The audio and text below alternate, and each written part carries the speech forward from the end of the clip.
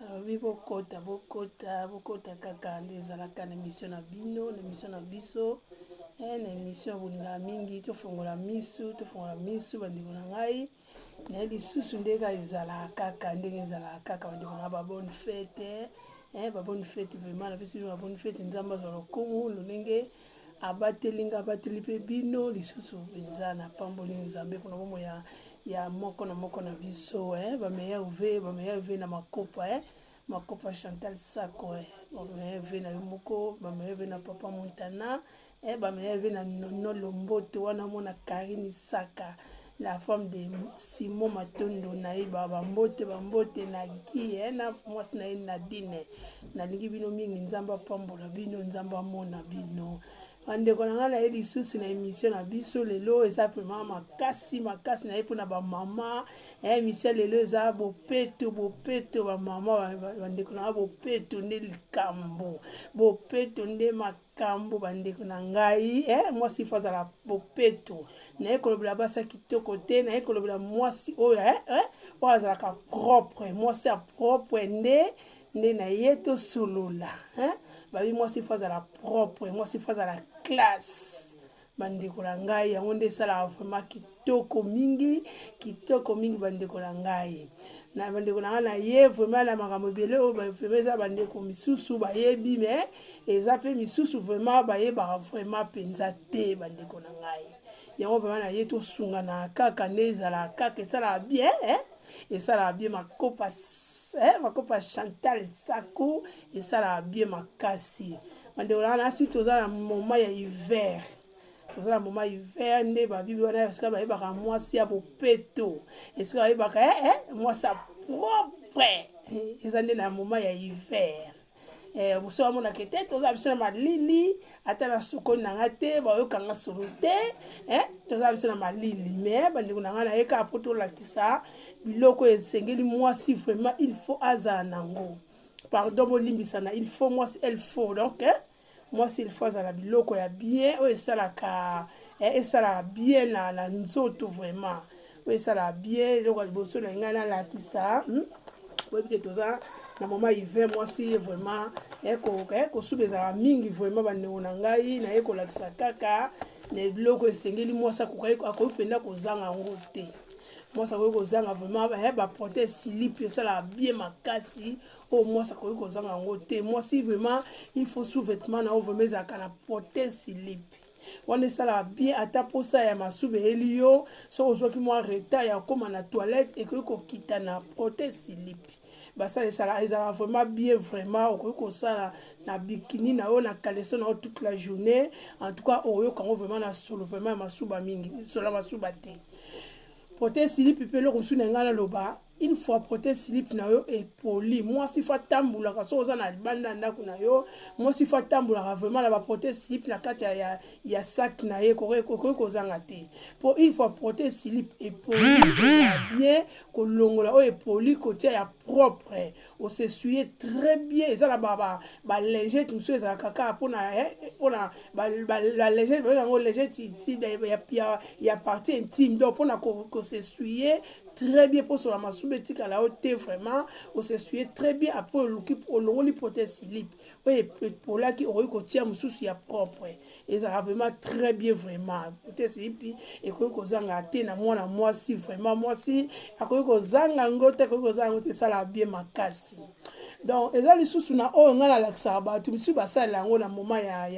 ya bapériode na bango mais eza na bato oyo vraiment basubaka mingi eza nango maladi te kosuba mingi toyebi na hiver vraiment moto asubaka mingi na hiver vraiment esengaka nata malili toloba kaka malili mpo eza émission bato afrique mpe bakolanda yango bamoma ya malili moto asubaka vraiment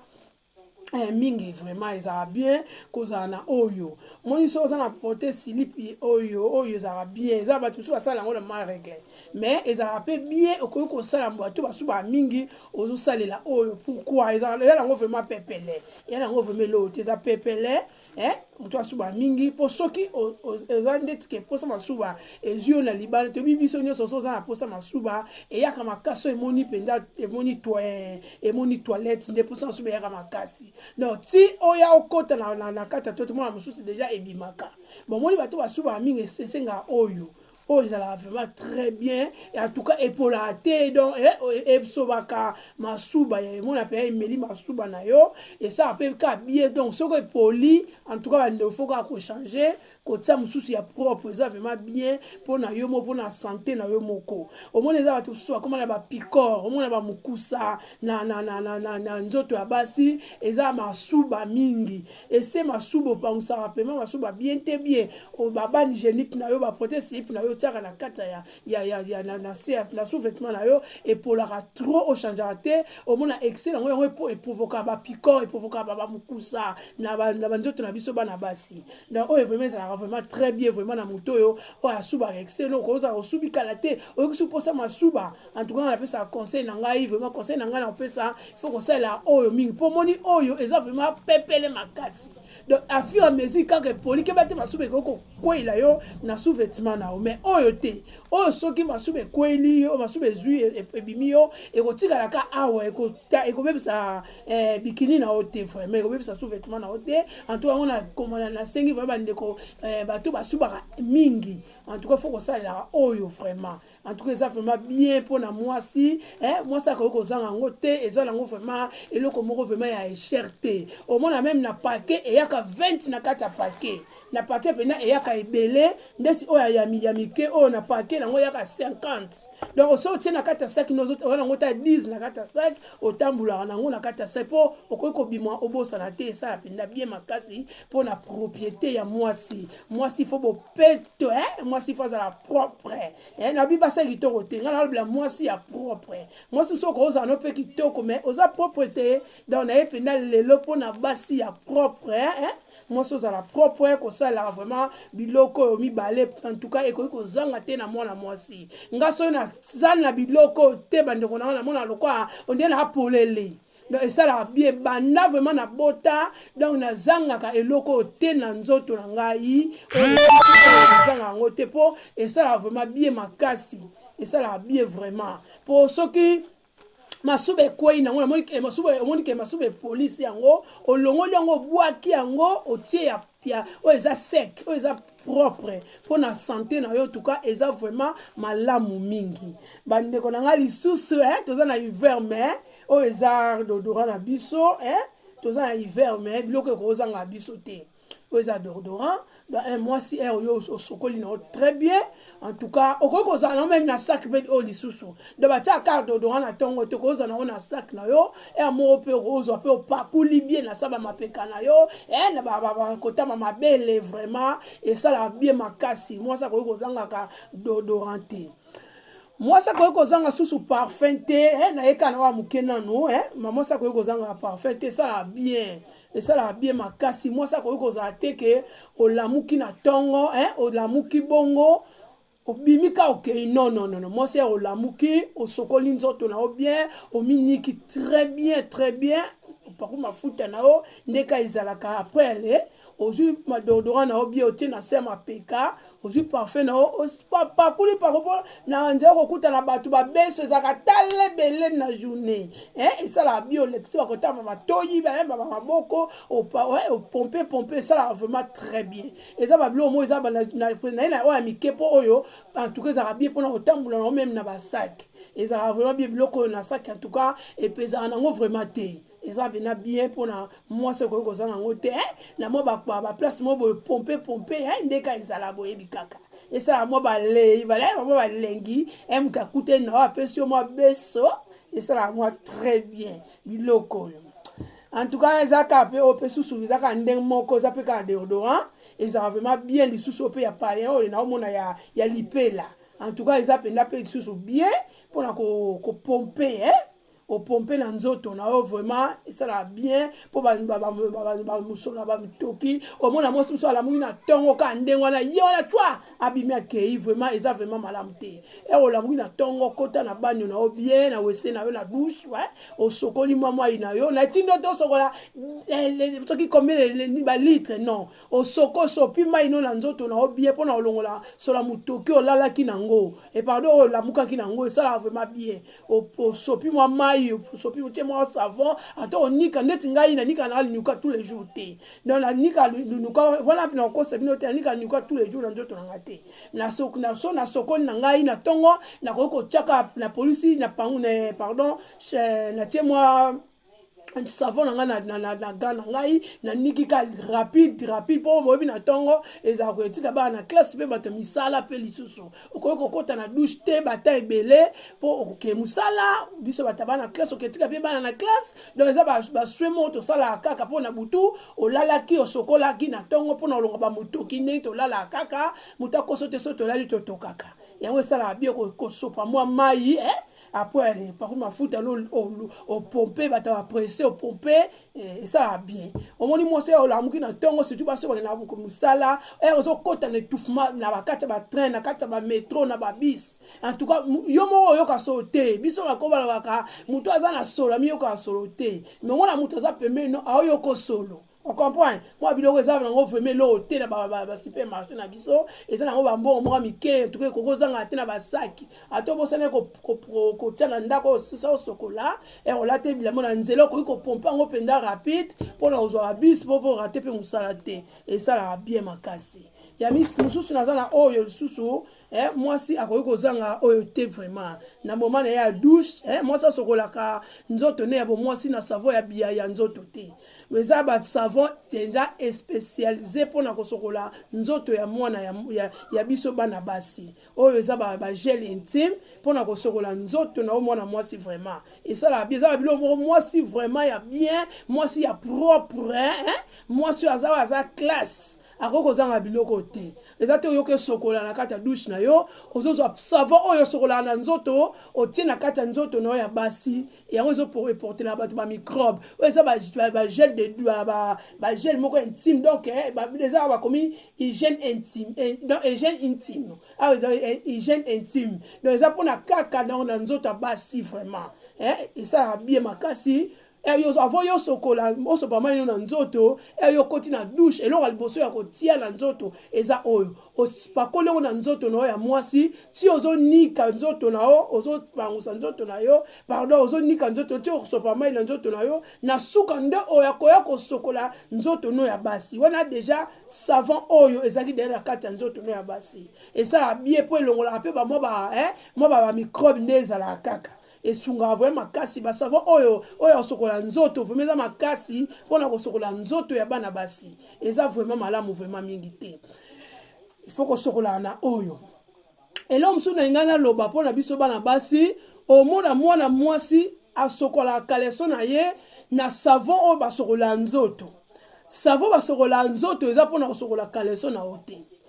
en plus une chose na loba mwana mwasi akoki kosokola nzo kaleso na ote kaleso te era sisi kosokola boto na ngapona nini na ebite bato suka koya koloba biloba pona nini moni eto sokola situ na batongo eto bimaka muto sa saka pressé en tout cas ozwa vraiment temps ya kosokola kaleso na openda ndenge sengeli te etela ngai pona ngai na conseil bato zala na mwa cantine moko boya bien na mufinuku nango très bien otiaka odindisa bakaleso na o na kati wana yo lati na ba kaleso eza na so masuba te na ba kaleso o mwasi asalela oyo po yo salela ba oyo en tout cas kaleso na vraiment e koza na so mutoki mais so masuba vraiment na ndimite lo ba osuba excès mais yo salela ba oyo za olongoli kaleso na très bien oza na eloko moko tiaka ngo moni samedi biso nyoso to sala te to na pas été eza mukolo to sur la même bilamba ndaku okoko profiter au rincer ba kaleso na très bien pardon au rincer ba kaleso na très bien na kata mai o tie savon auto sur la bilamba eza savon de douche te to sur la nzoto non savon to sur la nzoto sur la ngo kaleso te ba savon to sur la nzoto et comme ça même ba kaleso na biso mona makasi et bien ça même nini ya couleur ya kaleson pour exemple na recommandé pour na ba nini te na ya kosola kaleson te donc o tie ba kaleson na kati wana samedi au rinçant ou bien na savon auto sur la bilamba après au passer au rincer lisusu na maya propre nga tout cas na sabino secret o ya ngai na yebsa ba yo rincer na maya propre joie vinaigre vinaigre oyo to la melaka vinaigre boma microbe na babilamba na oyesa ndo bandeko nanga bato bayeba te ozwi vinaigre otiango na kati ya voilà déjà esi oniki deya bakaleso nango très bien oniki yango très bien otiango na mai ya propre otiango na mai ya propre nde ozwa vinaigre otie na kati ya bakaleso na yo ofiniki yango ekosala ba 30 minutes nyonso kaka yo olinga oke orince yango très bien susu na mai ya propre en tout cas otandi bakaleso na yo bandeko na ngai yo otandi kaleso soki ekauki na opete na oyebisa bino kaleso barepasa yango mpe bandeko na ngai mpona koevite bamicrobe ozwi bakaleso na teme eza en vrac eza ebele eza mpena bien orepasse yango bien oplie yango très bien oklasse kaleso na yo na armoire na yo ebisika oyo obombaka bakaleso na yo kozala na karate te eka yo siki kosokola rapide fwa mbangu oniki kaleso bandeko na nga kaleso etela te basi wana olobela basi ya propre basi ya propre kaleso etela te kaleso basokola yango na savon ya nzoto te savon nzoto bandeko na ngai pardon bolimbisa mokie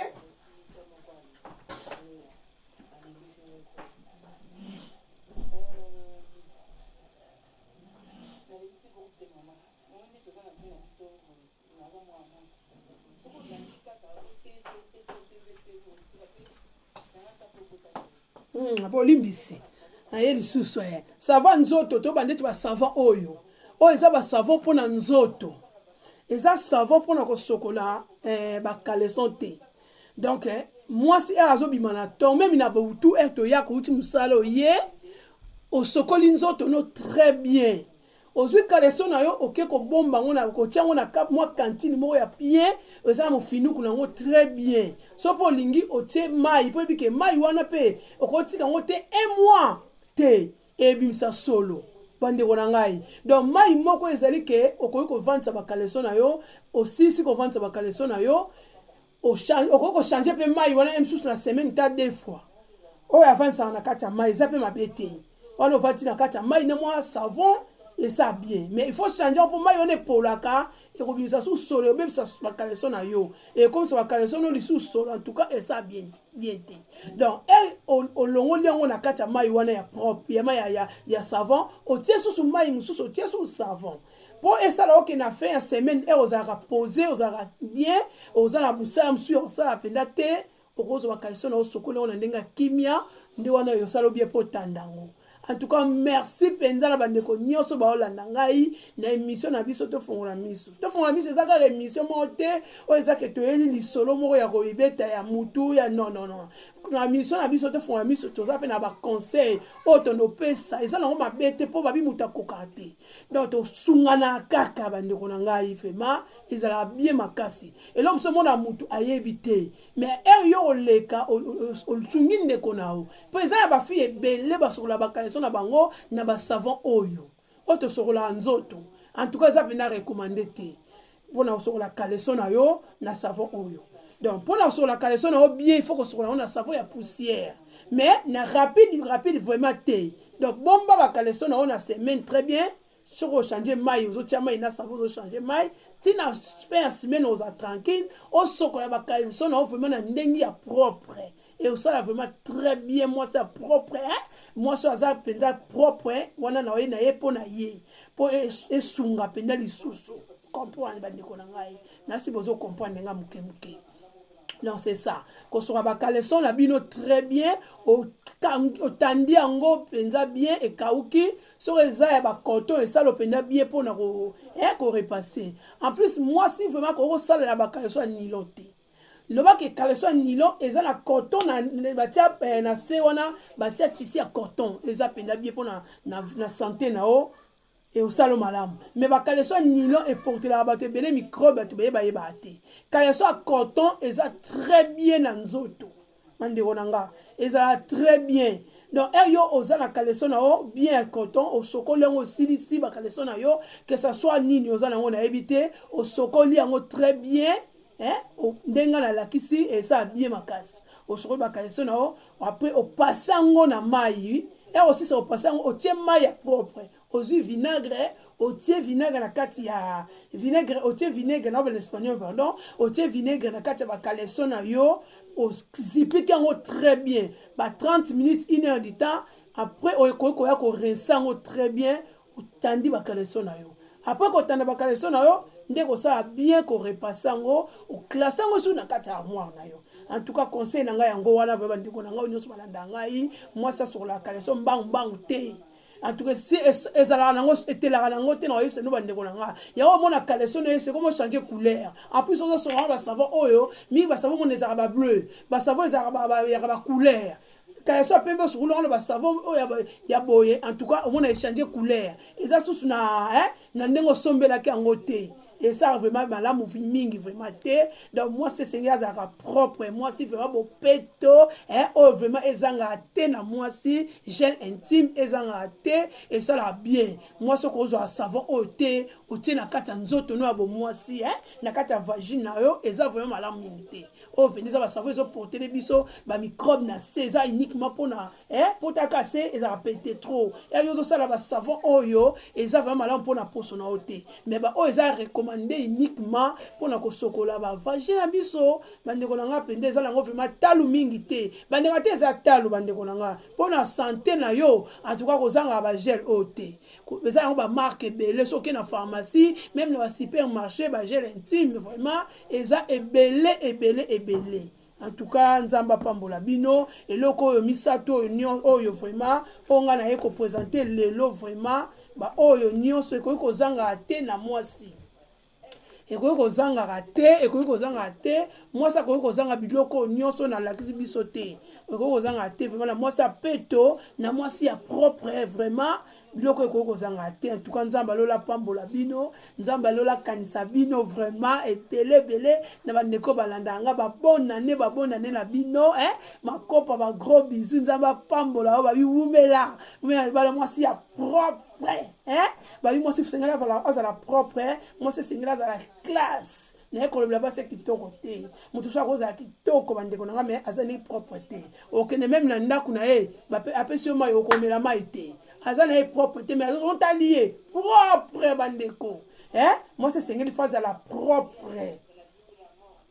bandeko pardon que na ndako na ye salité yango na ye kosenga ke moi c'est sengeli phase à la propre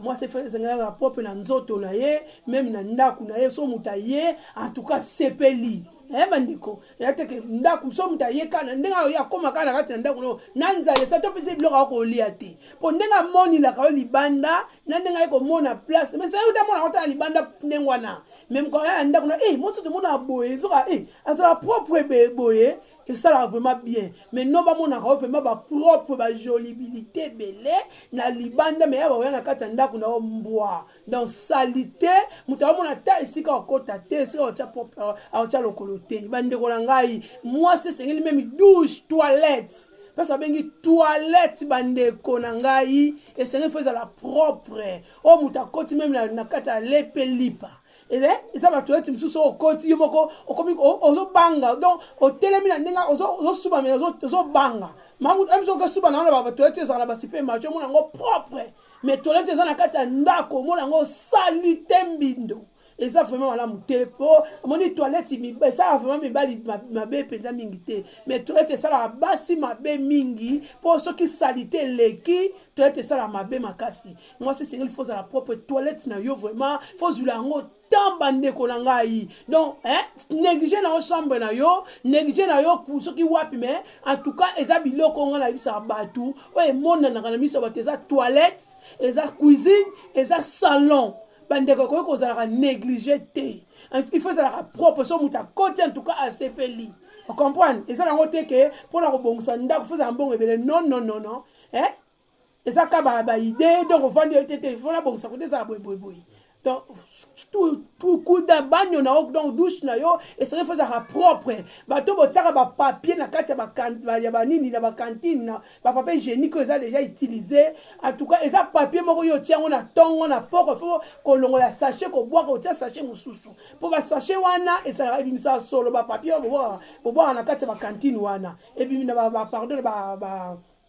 na bakanti bakanti tokobenga kaka place oyo baboya bapapier hygiénique esalaka solo makasi yango na mutu atika wana une semaine bandeko na ngai okoki konika na yo douche na yo mais à fur et à mesure biloko wana bacaleson wana pardon bapapier wana eza wana omonaka ezobimisa solo donc sachet wana ifo kolongola yango otiaki na ntongo na to na poko soki omoni ke otali omoni ke eza nango na papier te problème eza te mais soki eza na bapapier il faut kolongola yango kochange kotia ya propre surtout bapapier batiaka na bango bapetite cantine wana ya bapapier batiaka na bakantine wana mike wana ya bawese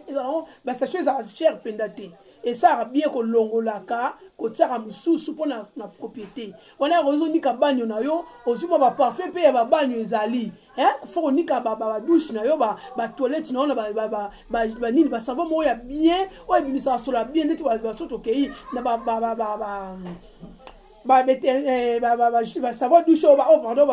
pardon basokolaka wese oyo ezalaka na javel mona oyo eza na bacitron eza bafruit en tout cas esalaka solo ya bien soko osokoli yango mpena douche na yo très bien esalaka solo ya bien vraiment douche eza place oyo esengeli fo ezala propre boremaka te mona mopaya epa na yo okaka toilette eza wapi yo eloko eboso bakendana na toilette même soki tia kobima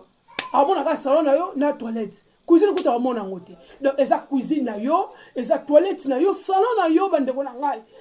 il faut ezalaka propre vraiment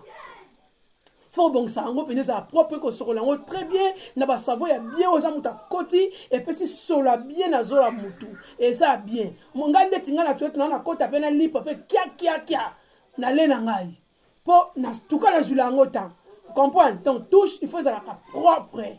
toilette feza po ezate babilamba ebele na kati ya douche te même badouche ya mindele so okoti batoilette na bango okutaka mwa place ya classe besu eme ya eza place ya kobomba salite te batoilette toilette eza place ya kobomba babilamba ya salite te eza place ya kobomba banini ya salite te non soko obomba na bilamba salite na kati ya toilette problème te mais il faut ezala na kati ya bakubo babenga yango nini bapanier bapanier bien fermé wana donc ona ndenge mpe ya propre bapanier yango classe yango mpe bien so moto akoti mpe na toilette no asepeli bandeko na ngai en tout cas salite eza vraiment malamu te bopeto ezala même bien mpona santé babi lelo la propriété